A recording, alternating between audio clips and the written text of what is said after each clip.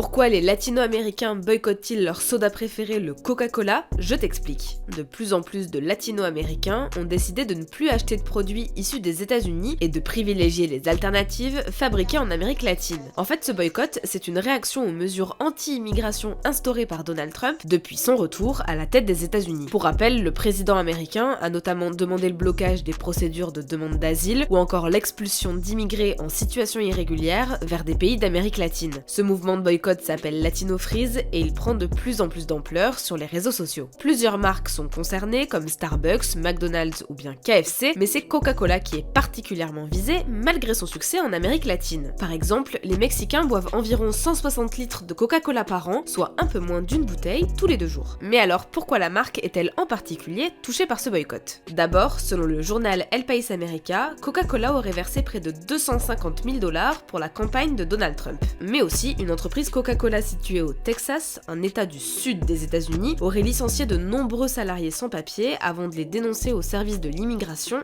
et des douanes. Coca-Cola assure de son côté que ces accusations sont fausses et il n'existe aucune preuve qui confirme cette rumeur, mais elle a malgré tout alimenté la colère des latino-américains contre la marque. A noter que depuis l'investiture de Donald Trump, le 20 janvier dernier, 538 immigrés illégaux ont été arrêtés aux États-Unis et des centaines ont été expulsés par avion selon la Maison Blanche.